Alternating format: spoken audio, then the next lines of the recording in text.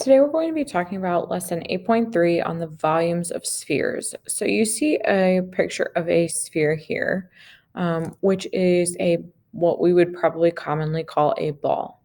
So to find the volume of the sphere, we are going to use this formula, the 4/3 times pi times r cubed. So remember, r cubed is like r times r times r. So let's take a look at a few of these now. So on this first one, find the volume or the radius of the sphere and round your answer to the nearest tenth. So on this first one, we are looking for the volume. So we have volume is equal to 4/3 times pi times r cubed. We can see that the diameter of the sphere is 16, so the radius would be 3. So 4/3 times pi times 8 cubed. When we compute 8 cubed, we get 512. So 4/3 times pi times 512. So now for me, the easiest thing to do is multiply 512 by 4 and then divide that by 3. And when I do that, we end up with 682.667. So 682.667 times pi, or 3.14. And when we calculate that, we end up with the answer of 2,143.573. Now again, we need to round to the nearest tenth place. So the 7 is going to tell the 5 to get bigger.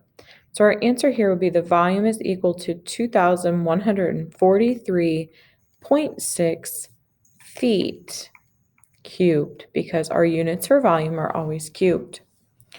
Now, when we look at number 2, we're trying to find the radius. So we know we're going to use that same formula. Volume is equal to 4/3 times pi times the radius cubed. But we need to find the radius. So 36 pi is the volume.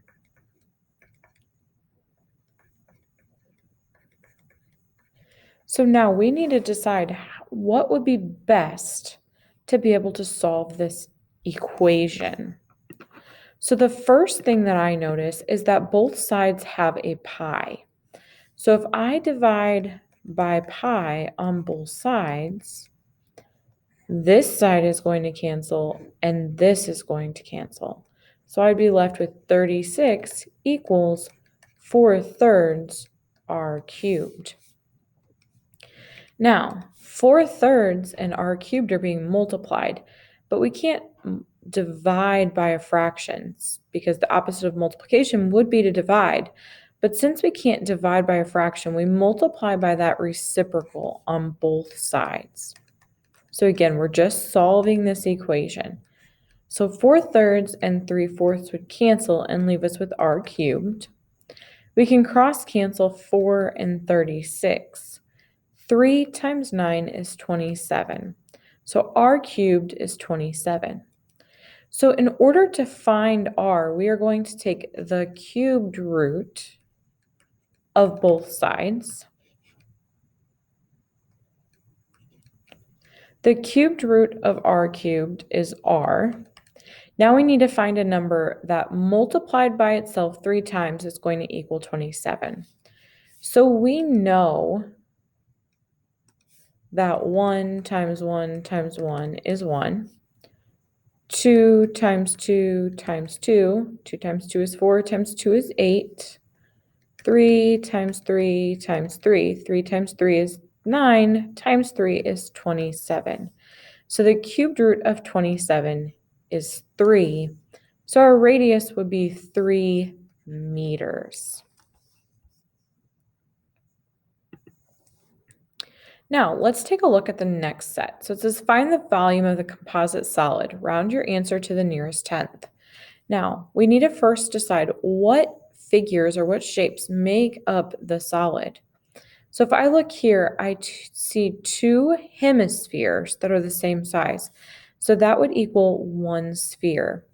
So I know that that formula is 4/3 pi r cubed plus my other shape, which I see as a cylinder. And that formula for volume is pi r squared times height. We need to start plugging in the information to try to solve. So r for the sphere is 2. So 4/3 times pi times 2 cubed.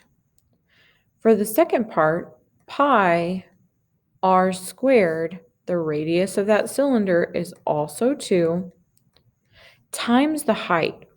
Now, if you look here, the height that is labeled 8 is from one end of the figure all the way to the other end of the figure. But we only need the cylinder part. Well, what we know about a sphere is that from the center point to the outside in all directions is going to be the radius. So if this part is 2 and this part is 2, what would we have left in the center? Well, 8 take away 2 is 6, take away 2 is 4. So the height of the cylinder is going to be 4 inches. Now, go ahead and take a minute to try to solve. As I went through and solved, I worked my way down, so by simplifying. So 2 cubed was 8. 4/3 times 8 is 32/3 pi. 4 times 4 is 16. I did find common denominators just because I felt like this was the easiest way, but you can use a different method. So 42/3 pi plus 48/3 pi is 80/3 pi. And when I multiply 80/3 times pi, I ended up with a volume of 83.7 inches cubed. Now, and that was again because we rounded to that tenths place. For number 4, we need to identify what figures. So again, we see a cylinder. So that would be pi r squared times h plus a cone, which we should know is 1/3 pi r squared times height. And that's the height of that cone. Now, again, we're going to plug in the information. So the radius of the cylinder is 3. The height of the cylinder is 9. We know that the radius of the cone is 3. And the height of the cone is 5. So go ahead and take a minute to simplify this to see if you can get the same answer that I got. As I simplified this problem, I knew that 3 squared was 9 and 9 times 9 was 81. 3 squared again was 9. 1/3 of 9 is 3. 3 times 5 was 15. So now I have to find the sum of 81 pi and 15 pi, which is 96 pi. So then in my final step, I multiplied 96 by 3.14 to find the volume of the composite solid to be 301.4 meters cubed.